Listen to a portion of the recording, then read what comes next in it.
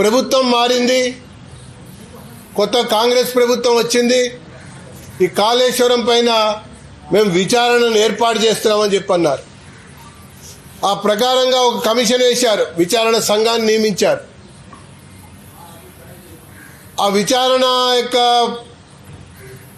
జరుగుతూ ఉంది, గడువు కూడా పూర్తయింది. మళ్ళీ గడువు పొడిగిస్తున్నామని చెప్పని ప్రకటించారు. అది ఇన్ని వేల కోట్ల రూపాయల ప్రాజెక్టు, లక్షల ఎకరాలకి నీళ్లు అందించేటువంటి ఒక ప్రాజెక్టు, ఖజానా నుంచే కాకుండా బ్యాంకుల నుంచి రుణం ద్వారా పొంది కట్టినటువంటి ఒక ప్రాజెక్టు కూలటానికి కుంగటానికి కారకులు ఎవరు అని తేల్చే విషయంలో ఎందుకింత తాత్సారం జరుగుతోందని చెప్పని భారతీయ జనతా పార్టీ సూటిగా ప్రశ్నిస్తూ ఉంది. ఒకవైపున విచారణ గడువు పూర్తయినటువంటి సందర్భంలో ప్రతిరోజు కూడా ఇంకా కొంతమందిని విచారిస్తాం, కొంతమందికి సమ్మన్లు జారీ చేస్తాం, విచారణకు పిలుస్తున్నాం, గడువు పెంచాలి, ఆ విచారణ జరిగిన తర్వాతనే నివేదిక ఇస్తాం అని అంటూ లీకులు కూడా ఇస్తూ కాలయాపన జరుగుతున్నట్టుగా ఆ విచారణను నీరుగార్చడానికి ప్రయత్నం చేస్తున్నట్టుగా కనబడుతోందని చెప్పని భారతీయ జనతా పార్టీ ఆరోపిస్తోంది. గతంలో కూడా ఈ విద్యుత్ కొనుగోలు ఒప్పందాలకు సంబంధించినటువంటి అంశం విషయంలో కూడా ముందస్తుగానే లీకులు రావటం, పత్రికలలో అంశాలు ప్రచురణ కావటం, దాన్ని ఆధారం చేసుకుని కోర్టుకు వెళ్ళటం, మళ్ళీ అక్కడ స్టే పొందాలని ప్రయత్నం చేసి పొందటం, ఆ విద్యుత్ కొనుగోలు ప్రాజెక్టులకు సంబంధించిన విషయంలో దోషుల్ని పట్టలేకపోయారు, విచారణని ముందుకు తీసుకెళ్లలేకపోయారు. అది కూడా నీరు గార్చినటువంటి విషయాన్ని నేను మీకు మనవి చేస్తున్నా. ఈ కాళేశ్వరం విచారణను కూడా నీరు గార్చడానికి ప్రభుత్వం ప్రయత్నం చేస్తున్నట్టుగా కనబడతా ఉంది.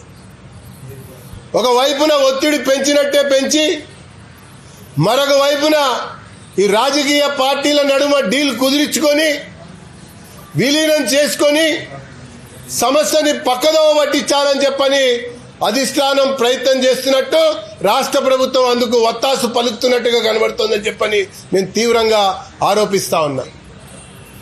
ఇకపోతే రాష్ట్రంలో పరిపాలన అనేది పూర్తిగా కూడా కుంటుపడింది. నత్తనడక నడవటమే కాదు, కుంటుపడింది. ప్రతి ఏటా కూడా ఖరీఫ్ వస్తుంది, రబీ పోతుంది. మరి తెలంగాణ రాష్ట్రం ఏర్పడ్డప్పటి నుంచి కూడా పంట దిగుబడి జరిగిన తర్వాత ప్రభుత్వం రైతుల కోసం ధాన్యం కేంద్రాలు తెరిచి ధాన్యాన్ని సేకరించాలా? ఈ మధ్యకాలంలో దళారులకు వదిలిపెట్టి అకాల వర్షాలతో ధాన్యం కుప్పలుగా మార్కెట్ యార్డ్లలో పడి ఉన్నా కూడా పట్టించుకునేటువంటి ప్రభుత్వ పరంగా నాదుడు లేనటువంటి దుస్థితిలో రైతాంగం కొట్టుమిట్టాడుతోంది ఒకవైపున. ఇంకొక వైపున తడిసిన ధాన్యం, పంట నష్టం, మరి అకాల వర్షాలతో నష్టం జరుగుతూ ఉంటే బీమా లేక తల్లడిల్లిపోతున్నటువంటి రైతాంగం ఇంకొక వైపున కనబడతా ఉన్నారు. అది ప్రతి ఏటా ఉన్నదే కదా, ఖరీఫ్ సమయము, రబీ సమయం, ధాన్యం సేకరించవలసినటువంటి బాధ్యత ప్రభుత్వాందే కదా. మరి ఎందుకు రాష్ట్ర ప్రభుత్వం ధాన్యం కొనుగోలు కేంద్రాలని మండల స్థాయి వరకు ప్రారంభించటం లేదని చెప్పని సూటిగా ప్రశ్నిస్తూ ఈ అంశం పైన వ్యవసాయ శాఖ మంత్రికి ఫిర్యాదు చేయబోతున్నానని చెప్పని నేను ఈ సందర్భంగా తెలియజేస్తా ఉన్నా. మరి రాష్ట్ర ప్రభుత్వం రైతాంగంతో ఆడుకోవటం అనేది భావ్యం కాదని చెప్పని హెచ్చరిస్తా ఉన్నా. రోజుకొక రైతు మరణిస్తున్నాడు, ఆత్మహత్య చేసుకుంటున్నాడు అన్నటువంటి వార్తలు తెలంగాణ రాష్ట్రంలో రోజు రోజుకి పెరిగిపోతా ఉన్నాయి. కానీ మంత్రులు మాత్రం, ప్రభుత్వం మాత్రం, కేబినెట్ మాత్రం నిమ్మకు నీరెత్తినట్టు వ్యవహరిస్తా ఉన్నది. ఇది రొటీనే అన్నట్టుగా దాటేయటానికి ప్రయత్నం చేస్తా ఉన్నది. ప్రతి విషయంలో కూడా అంతే. కేబినెట్ అనేది కలెక్టివ్ రెస్పాన్సిబిలిటీ అన్నది పోయింది ఏనాడో. ఒకవైపున ఫీజు రీయింబర్స్మెంట్ రిలీజ్ కాక పరీక్షలలో ఉత్తీర్ణులు అయి ఉన్నత అవకాశాల కోసం, ఉన్నత విద్య కోసం సర్టిఫికేట్ కోసం కళాశాలకు వెళ్తే ఇవన్నీ పరిస్థితి ఒక వైపున, రీయింబర్స్మెంట్ జరగనటువంటి పరిస్థితి ఇంకొక వైపున, ఈ మధ్యలో ఫీజు పెంచి విద్యార్థులపై మరింత భారాన్ని మోపే విధంగా ప్రభుత్వం ప్రయత్నించినటువంటి విషయం. అసలు పాలన జరగాలంటే, పరిపాలన జరగాలంటే ఈరోజు ఖాళీ అయిన ఖజానా ఒకవైపున కనబడతా ఉంటే ప్రభుత్వానికి మాత్రం బీర్లు అమ్మాలి, భూములు అమ్మాలి, కొత్తగా బామలని రాష్ట్రమంతటా తిప్పి ప్రజల్ని మభ్యపెట్టడం కొరకు ప్రయత్నం చేస్తోందని చెప్పని బీజేపీ చాలా తీవ్రంగా ఆరోపిస్తా ఉన్నది. ఇంకొక వైపున ప్రభుత్వం రోజు ఒక కొత్త పథకం ప్రవేశపెడుతున్నట్టుగా, కొత్త వర్గాలని ఏదో ఆదుకుంటున్నట్టుగా మాట్లాడుతూ ఉన్నది. నిన్న నల్లమల్ల డిక్లరేషన్ కావచ్చు, లేదా సోలార్ పంపు సెట్లకు సంబంధించినటువంటి విషయం కావచ్చు. అసలు కేంద్ర ప్రభుత్వం ఏనాడో పిఎం కుసుమ్ కింద వ్యవసాయదారులకి, హరిజన గిరిజన రైతులకి సబ్సిడీ యొక్క ఆధారంగా సోలార్ పంప్ సెట్లు ఇచ్చేటువంటి కార్యక్రమాన్ని ఏనాడో ప్రారంభించింది. అనేక రాష్ట్రాలు దాన్ని అమలు కూడా పొందాయి, లబ్ధి కూడా పొందాయి. అట్లాగే ఆయుష్మాన్ భారత్ కూడా దేశవ్యాప్తంగా ఉన్నటువంటి అనేక రాష్ట్రాల్లో లబ్ధి పొందుతా ఉన్నారు. ఫసల్ బీమా ద్వారా కూడా నష్టపోయిన రైతాంగం లబ్ధి పొందుతా ఉన్నారు. ఫెడరల్ స్ఫూర్తి గురించి మాట్లాడేటువంటి రేవంత్ రెడ్డి, జాతీయ పార్టీ ప్రతినిధిగా ముఖ్యమంత్రిగా ఉన్నటువంటి రేవంత్ రెడ్డి కేంద్ర ప్రభుత్వం యొక్క ప్రాయోజిత కార్యక్రమాల అమలు విషయంలో, సంక్షేమ కార్యక్రమాల అమలు విషయంలో రాష్ట్ర వాటా విడుదల చేయకుండా అన్నా అది తెలంగాణ ప్రజానికానికి అందనీకరణ చేస్తా ఉన్నాడు. లేదా రాష్ట్రం పేరు మార్చన్నా ఆ పథకాన్ని నీరుగార్చడానికి ప్రయత్నం చేస్తా ఉన్నది. ఆవాస్ యోజన కూడా అంతే. ఒక్కొక్క రాష్ట్రం 25 లక్షలు, 15 లక్షలు, 30 లక్షల ప్రధానమంత్రి ఆవాస్ యోజన కింద ఇళ్ల నిర్మాణం పూర్తి చేసి లబ్ధిదారులకి అందిస్తా ఉన్నది. కానీ అప్పటి బీఆర్ఎస్ ప్రభుత్వం, ఇప్పటి కాంగ్రెస్ ప్రభుత్వం అదే పందాలో పయనిస్తూ కేంద్ర ప్రభుత్వ పథకాల్ని నీరుగార్చడం, మరి నిధులకి రాష్ట్ర వాటా చెల్లించకపోవటం, లేదా దారి మరలించడం అన్నటువంటి విషయాలపైన కూడా ఈరోజు ఆర్థిక శాఖ మంత్రి నిర్మలా సీతారామన్ గారికి ఫిర్యాదు చేయబోతున్నట్టుగా నేను ఈ సందర్భంగా తెలియజేసుకుంటూ, ఖచ్చితంగా ఈ యొక్క రాష్ట్ర రాజకీయాలు, ఈ విచారణలో 3 అడుగులు ముందుకి 6 అడుగులు వెనుకకి అన్నట్టు పందాలో అటు కాళేశ్వరంలో జరిగింది, అదే రకంగా జరుగుతోంది. అదే రకంగా విద్యుత్ కొనుగోళ్లలో కూడా జరుగుతోంది. భూముల అమ్మకం విషయంలో చేసిన విచారణ కూడా అలాగే జరుగుతోంది. మాదక ద్రవ్యాలకు సంబంధించిన విషయంలో కూడా అలాగే జరుగుతోంది. ఫోన్ ట్యాపింగ్ విషయంలో కూడా అలాగే జరుగుతోంది. ఇవన్నీ కూడా రాజకీయ పరమైనటువంటి డీల్ కాంగ్రెస్ బీఆర్ఎస్ నడుమ కుదిరించుకోవడం కొరకు, కుదిరినటువంటి ఒక డీల్ ని అమలు చేయడం కొరకు రాష్ట్ర ప్రజానికాన్ని ఫణంగా పెట్టి ప్రయోజనాల్ని నీరుగాస్తూ పబ్బం గడుపుకుంటున్నటువంటి ఈ కాంగ్రెస్ బీఆర్ఎస్ యొక్క భాగవతాలు ఒక్కొక్కటిగా బీజేపీ బయటపెట్టి ఎండగట్టి నిలదీసి వీళ్ళకి బుద్ధి చెప్పేటువంటి విధంగా అడుగులు ముందుకేస్తుందని చెప్పని పేర్కొంటున్నారు.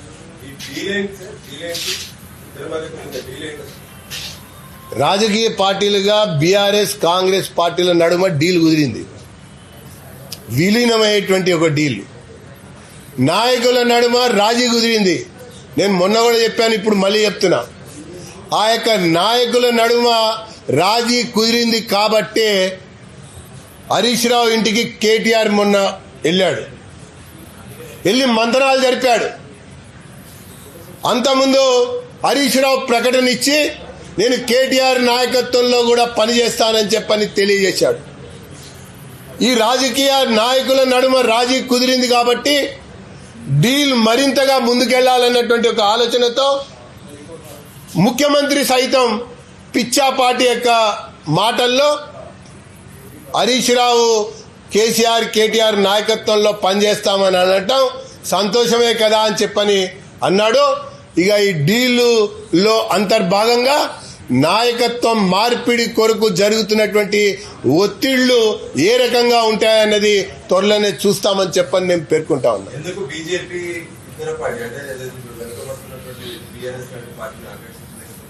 ఈ మధ్యకాలంలో మీ పార్టీలో చేరికలు కూడా లేవు. మేము రాజకీయ చేరికల మీద ఎప్పుడు దృష్టి పెట్టాం.